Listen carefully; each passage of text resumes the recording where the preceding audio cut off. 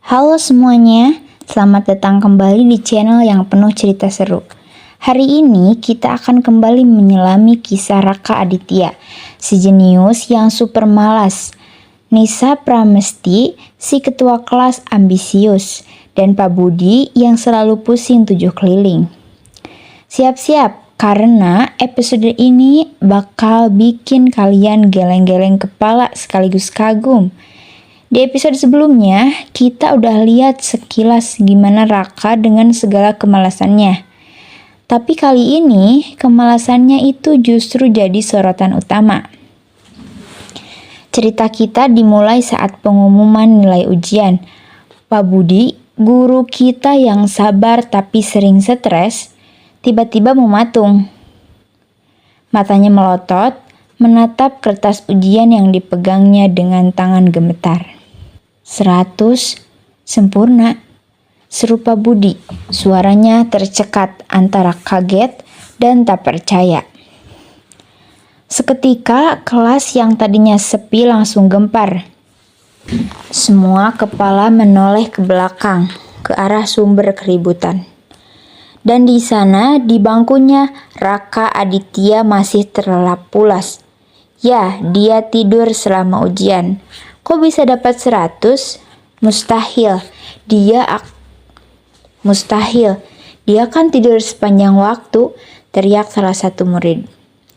Jangan-jangan dia punya indera keenam buat ujian. Celetuk yang lain bercanda tapi setengah curiga. Tapi tidak bagi Nisa Pramesti. Sebagai ketua kelas yang super rajin dan perfeksionis, Nisa jelas tidak terima dengan pemandangan ini. Dengan langkah tegas, ia bangkit dari kursinya, mendekati meja Pak Budi. Matanya menyipit tajam saat melihat kertas ujian Raka. Pak Budi, mohon maaf, kata Nisa nadanya penuh ketegasan. Tapi ini pasti ada kekeliruan.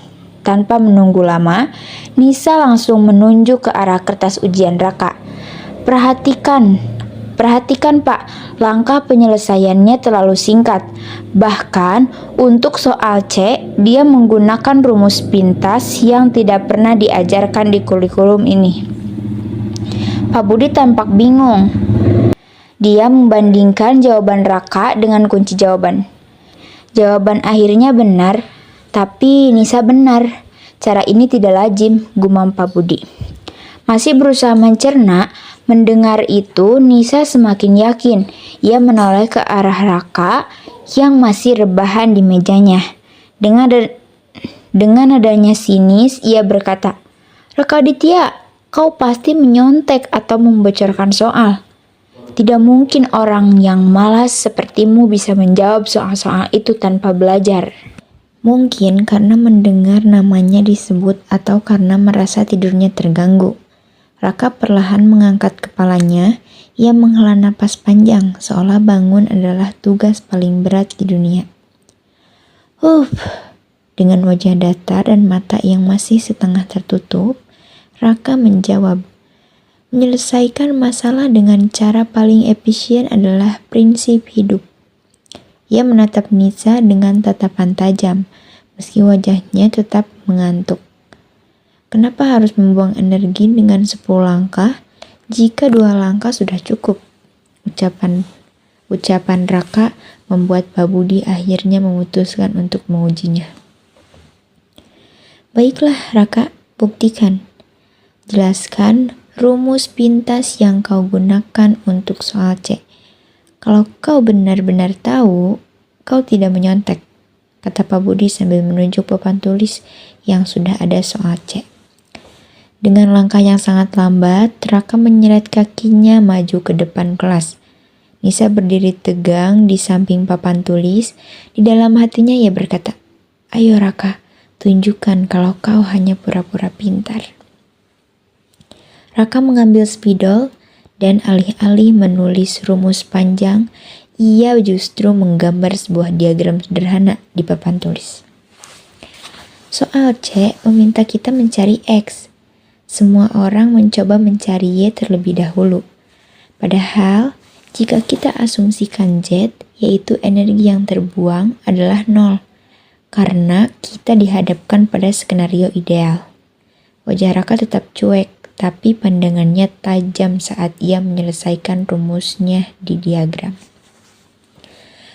Maka, rumus bisa disederhanakan menjadi X sama dengan AB atau C. Itu saja. Seketika seluruh kelas hening.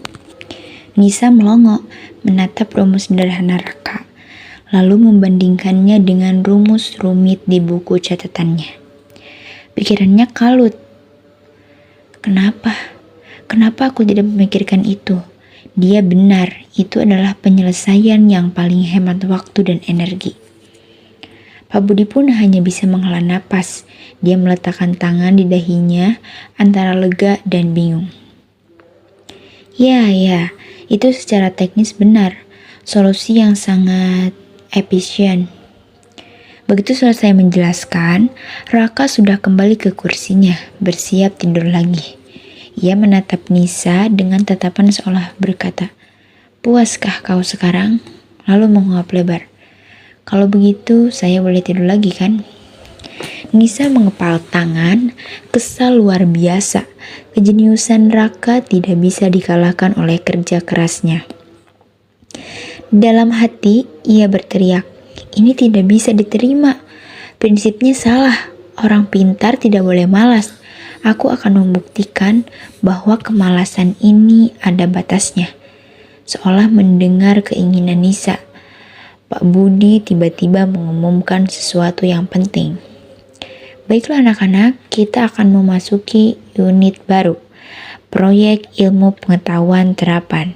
Kalian harus membuat model yang bekerja, bukan sekedar gambar." Mendengar itu Nisa menatap Raka yang mulai memasang bantal lehernya lagi. Sebuah ide licik muncul di mata Nisa. Proyek kelompok ini sempurna. Jika dia malas bekerja, dia akan gagal total, pikir Nisa. Tanpa ragu, Nisa mengangkat tangan dan berkata lantang, "Pak Budi, saya ingin Raka Aditya ada di kelompok saya. Dia akan bertanggung jawab di bidang teknis." Raka yang tadinya hendak tidur kembali terkejut. "Hah? Tunggu." Tapi Nisa sudah menyeringai penuh kemenangan. "Selamat datang di tim kami Raka. Ayo kita buktikan apa yang lebih kuat. Kemalasan atau ambisi?" Wah, sepertinya Raka akan menghadapi tantangan terberat dalam hidupnya, yaitu bekerja sama dengan Nisa. Apa yang akan terjadi selanjutnya? Apakah kemalasan Raka akan terkalahkan oleh ambisi Nisa, atau justru kemalasannya yang akan menyelamatkan proyek mereka? Jangan sampai ketinggalan episode 3, Tantangan Nisa. Jadi, jangan lupa untuk like video ini. Kalau kalian suka, tinggalkan komentar tentang karakter favorit kalian atau prediksi episode berikutnya. Dan yang paling penting, jangan lupa subscribe channel ini agar kalian tidak ketinggalan kelanjutan kisah seru Raka dan Nisa. Sampai jumpa di video berikutnya guys.